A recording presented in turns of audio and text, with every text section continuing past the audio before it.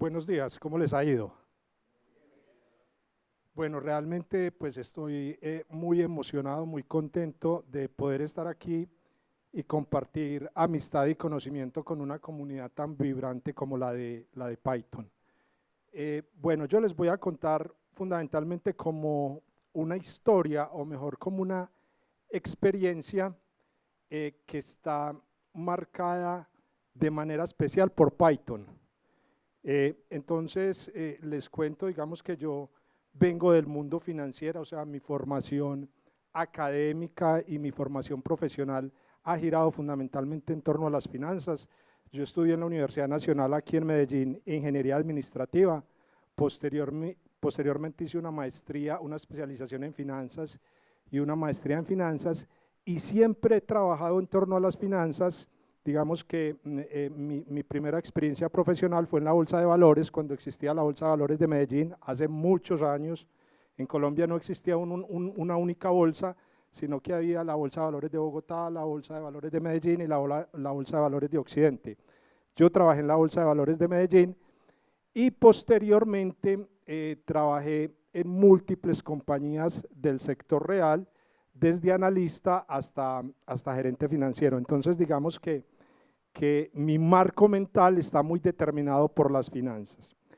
Y en ese sentido, en el mundo financiero hay una herramienta que es primordial, y son las hojas de cálculo, y más particularmente Excel. O sea, los financieros aman Excel, es el Dios superpoderoso, y en esa situación yo viví realmente mucho tiempo.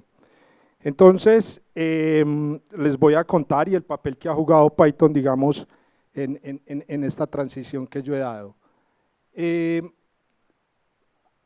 Voy a narrar como una serie de hechos y de situaciones que parecen inconexas, pero que realmente han tenido mucha influencia en lo que yo pienso actualmente y en lo que yo hago. Entonces, digamos que lo primero es que en el año 2008 hubo una crisis financiera mundial. Ustedes están realmente muy jóvenes, pero esa crisis financiera mundial fue catastrófica. Es lo que se denomina la crisis subprime en los Estados Unidos.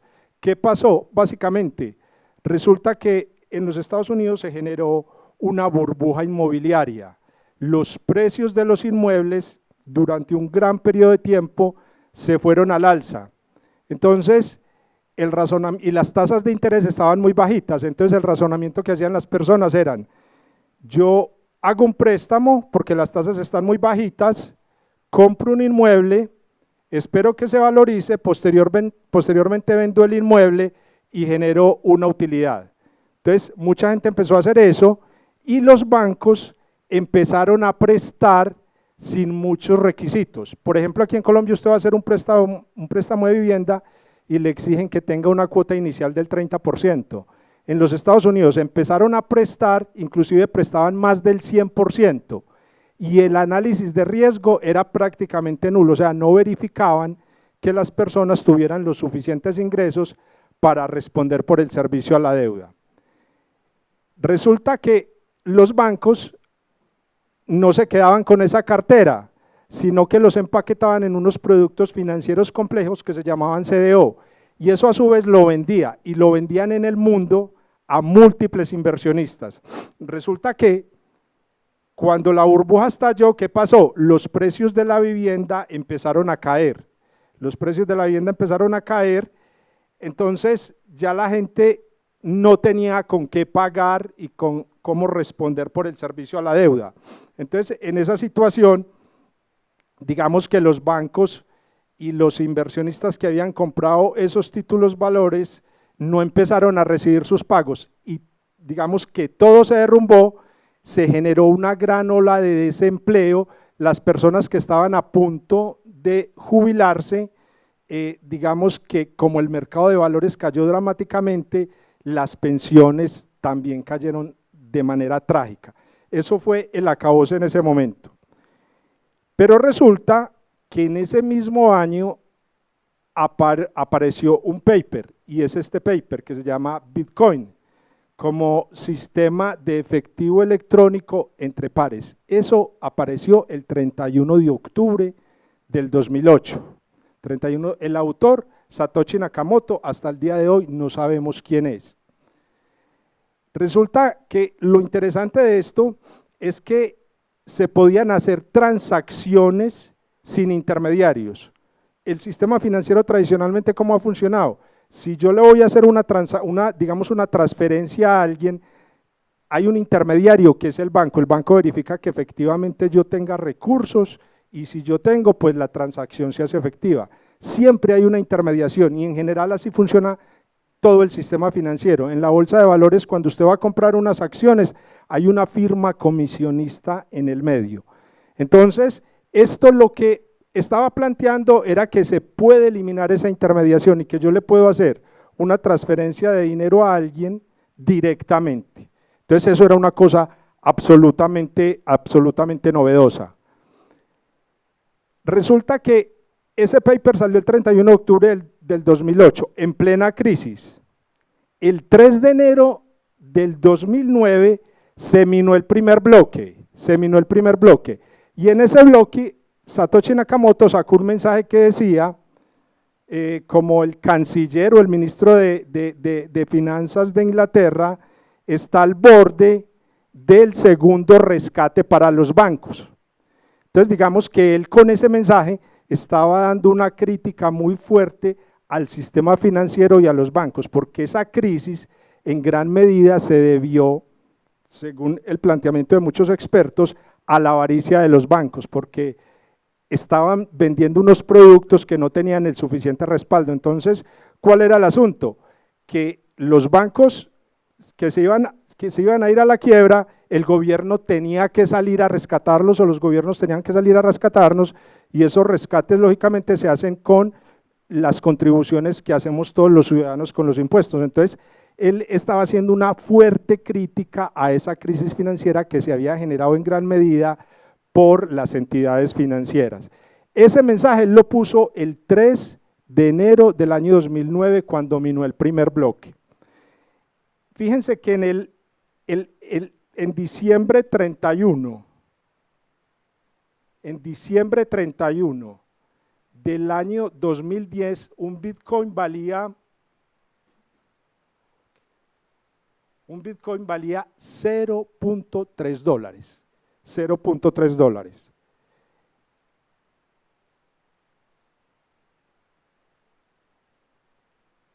El 30 de junio del año 2025, un Bitcoin vale 107.375 dólares. Eso es una rentabilidad de aproximadamente 36 millones%. Eso es una absoluta barbaridad. Bitcoin empezó a coger notoriedad, digamos que el paper apareció en el 2008, el primer bloque se minó en el 2009, en 2011 salió en Time, que es una revista muy prestigiosa, salió un primer artículo relacionado con el Bitcoin, donde decía que el efectivo en línea Bitcoin podría ser un desafío para los gobiernos y los bancos centrales. Detrás de esto hay una hipótesis muy interesante, un planteamiento muy interesante, y es que Bitcoin es algo que es antiinflacionario y que no lo controla absolutamente nadie, mientras que en el sistema monetario actual los bancos centrales tienen una gran preponderancia. Los bancos centrales pueden emitir moneda y al emitir moneda eso genera presiones inflacionarias. Miren por ejemplo lo que ha pasado en Venezuela o lo que ha pasado en Argentina. Entonces esto es muy interesante porque dice que nosotros podemos tener un sistema monetario sin intervenciones, sin manipulaciones.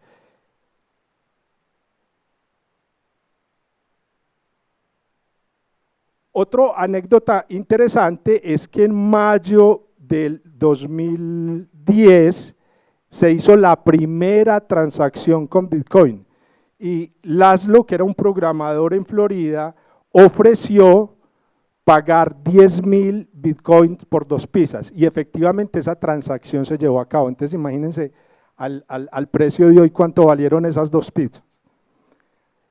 Entonces esto fue muy novedoso, yo empecé a seguirle la pista porque me parecía que eso iba a implicar una revolución, una transformación muy fuerte de las finanzas.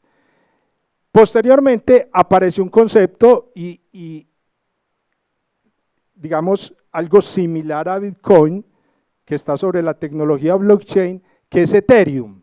Resulta que con Bitcoin solo se pueden hacer transacciones de dinero, mientras que Ethereum planteó un nuevo concepto que es el de los contratos inteligentes. Entonces los contratos inteligentes permitían programar lógicas de negocio, Eso era una cosa absolutamente novedosa.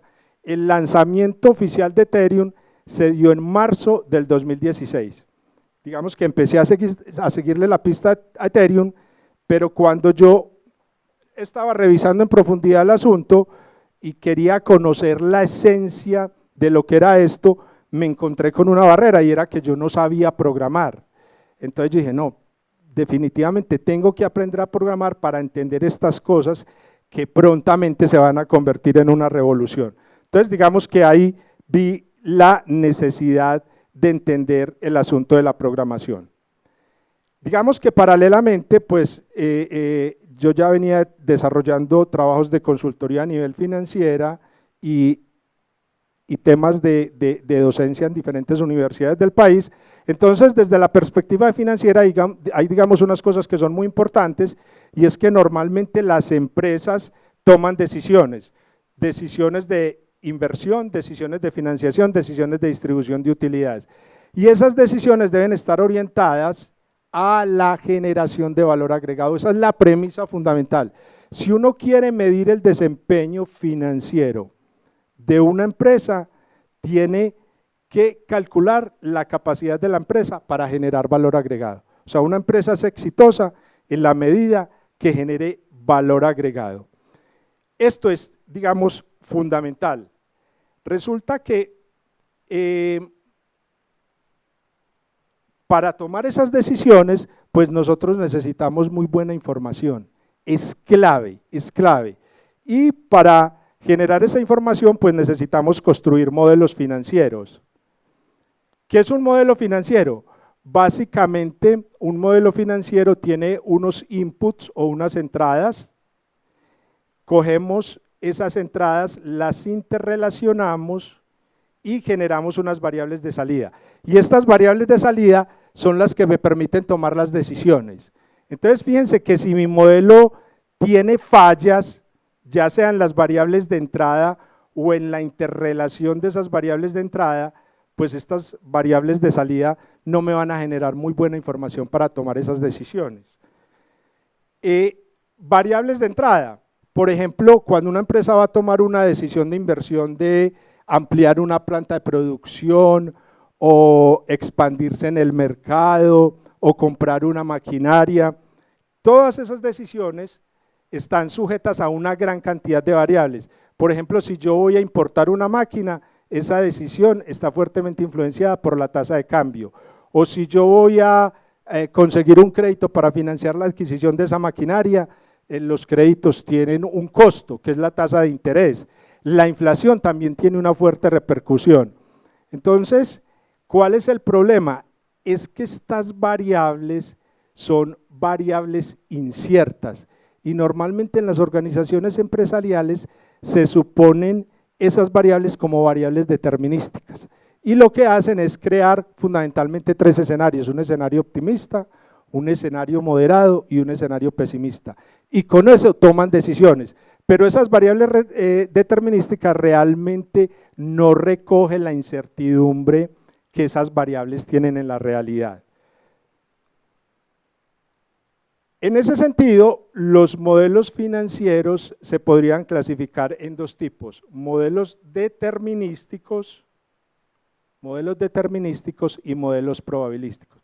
Entonces, en los modelos determinísticos, digamos que yo digo, la inflación para los próximos 5 años va a ser del 5%, o vamos a trabajar con una tasa de cambio de 4.000 pesos. Y puedo construir escenarios donde digo, si yo soy un exportador, me favorece que la tasa de cambio sea más alta. Entonces, un escenario optimista podría decir es que la tasa de cambio el próximo año va a ser 4.500 pesos. Un escenario moderado va a ser de 4.000 pesos. Un escenario pesimista va a ser de 3.700 pesos. Hago ese tipo de supuestos y a lo sumo tengo 3 escenarios: un escenario optimista, un escenario moderado, un escenario pesimista.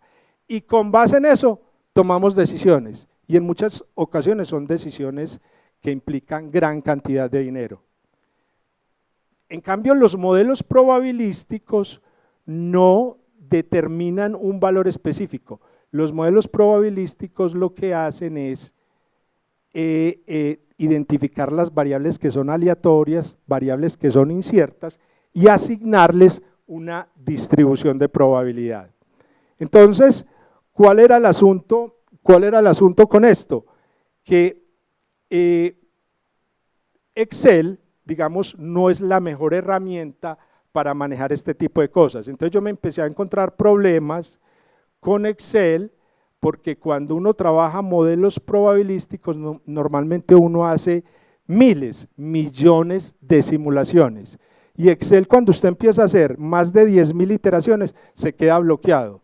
Otro problema que yo tenía, por ejemplo, en las universidades, es que existen para esto, digamos, unos software propietarios que la licencia es supremamente costosa. Muchas universidades en el país no tienen esos software. Entonces, ahí empecé a tener un problema. Resulta que en alguna ocasión me encontraba en la casa, yo tengo una hija que es astrofísica, en ese momento estaba terminando en la Universidad de Antioquia Astronomía, entré a la habitación y vi que estaba programando, entonces le pregunté qué estaba haciendo y me dijo que estaba modelando cómo era el flujo de energía al interior de una estrella. Le pregunté en qué estaba haciendo y me dijo, estoy utilizando Python. Casualmente, en días anteriores había leído que Python era muy útil para finanzas. Entonces, digamos que ahí fue mi primer enganche con Python. Entonces empecé a investigar en el tema, me empecé a encarretar con el tema y casi que en las universidades me volví como un evangelizador de Python. Y había mucha facilidad porque utilizaba Google Colab, entonces no había que instalar nada y digamos que encontré como muy buena receptividad en la gente y empecé a trabajar el tema.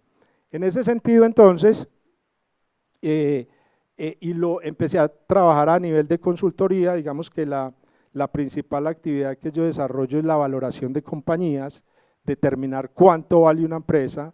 Hay un método, digamos, mundialmente aceptado, que es el método del flujo de caja libre descontado, donde básicamente uno lo que hace es proyectar unos flujos de caja libre. Esos flujos de caja libre, digamos que es el dinero que le queda a los accionistas. Entonces es muy importante esa proyección de esos flujos de caja libre, pero esos flujos de caja libre están sujetos a mucha incertidumbre.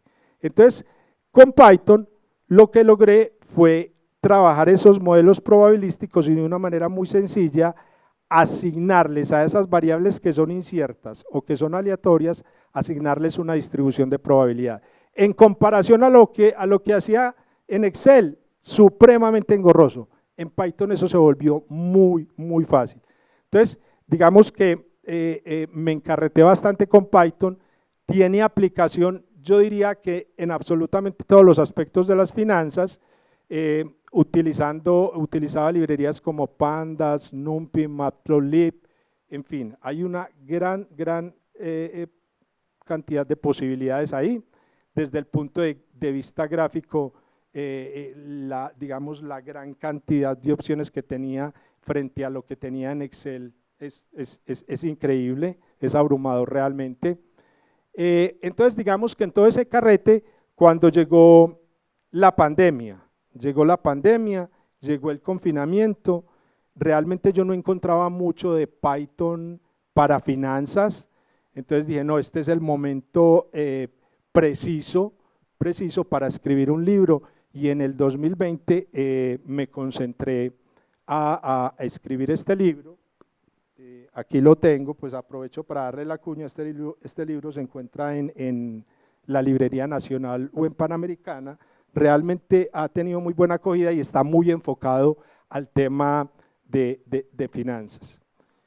Digamos que en el libro abarco muchos aspectos, por ejemplo, Python tiene unas librerías para trabajar trading algorítmico, digamos que eso es un área bien interesante donde podemos aplicar Python, donde podemos aplicar inteligencia artificial.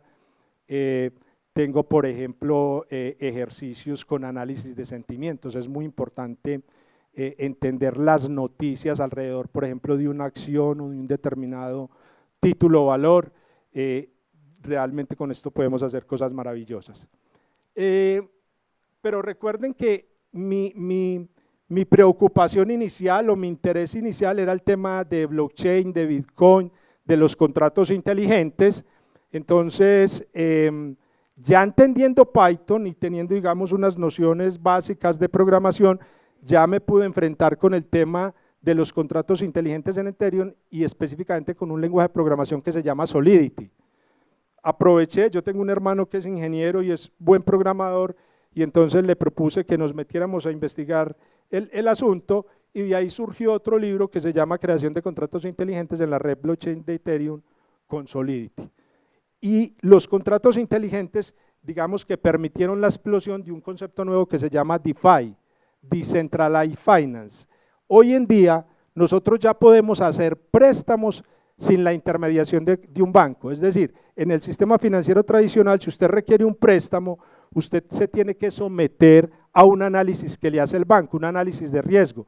Entonces el banco mira cuál es su flujo de caja, mira qué garantías tiene usted, y en muchas ocasiones le pueden negar rápidamente un crédito. Aquí ya usted puede solicitar créditos sin la intervención de un banco. Entonces, básicamente, ¿cómo funciona el asunto? Hay una gente que tiene excedentes de liquidez, hay otra que tiene déficit. Ellos dos ya se pueden encontrar a través de un contrato inteligente y se elimina la intermediación. Entonces, digamos que para ambas partes hay grandes beneficios en términos de tasas de interés. Igual, el libro también lo encuentran en la Librería Nacional o en Panamericana.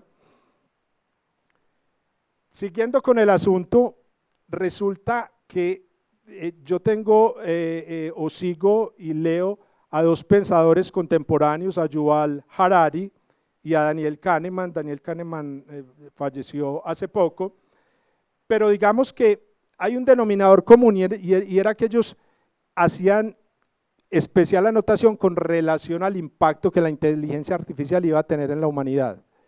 Ellos tienen unos libros muy interesantes, recomiendo principalmente el más reciente de Harari, que es Nexus, y el de Daniel Kahneman, Pensar rápido, pensar despacio. Esos libros son imprescindibles realmente.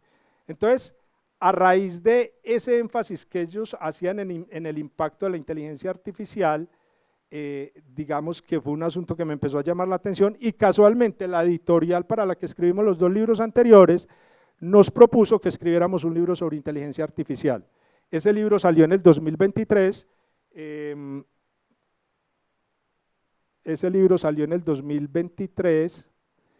se llama Programación de Inteligencia Artificial. Entonces, el asunto es que la pregunta, realmente lo que me explotaba a mí la cabeza era este concepto: las máquinas pueden aprender. Para mí, pues yo no entendía eso, yo pensé que eso era un asunto exclusivo de los humanos, y yo, pero ¿cómo así? Cuando me metí ya y tuve la oportunidad de entender cómo funciona, por ejemplo, una red neuronal o cómo funciona un algoritmo de machine learning, eso realmente para mí fue emocionante, y eso, digamos, que nos llevó a concentrarnos a estudiar y a publicar el libro. Y vuelvo sobre Python, que ha sido un actor muy importante en esta experiencia que ha tenido, porque como ya había escrito el libro de Python para finanzas y ya tenía más conocimiento sobre Python, considero que esa fue mi puerta de entrada a la inteligencia artificial, porque ¿qué me encontré? Que yo diría que Python es el lenguaje por excelencia para trabajar inteligencia artificial. Entonces, digamos, ahí me puedo dar por muy bien servido. Desde el punto de vista de finanzas es increíble lo que uno puede hacer con inteligencia artificial. Por ejemplo, tengo modelos para predecir la quiebra de una empresa con Python aplicando unos algoritmos de machine learning, en este caso específico random forest, pero la cantidad de aplicaciones, por ejemplo, para segmentar clientes. Tengo datos en una empresa de clientes de cuánto compran, qué compran, cuáles son sus ingresos, y eso es magnífico, por ejemplo, para hacer esa segmentación de clientes. Entonces, realmente yo pienso que Python es una herramienta increíble. Yo vengo del mundo de las finanzas, donde Excel, digamos, es el rey. Yo siempre he pensado que nuestra mente es como una cárcel, a veces es muy difícil uno remover ciertas barreras mentales, y estos días estaba pensando que Excel de alguna manera contribuye como a encasillarlo mucho a uno en unas celdas, en unas filas y en unas columnas. Cuando yo descubro Python me da la posibilidad como de abrir la mente y correr esos barrotes y mirar una gran cantidad de posibilidades, no solo en finanzas, sino en muchos campos. Entonces realmente no me queda sino darles las gracias por haber escuchado esta breve historia donde Python ha sido un factor fundamental. Entonces, no, espero que sigamos conectados y construyendo juntos el futuro, línea a línea, script por script. Muchas gracias.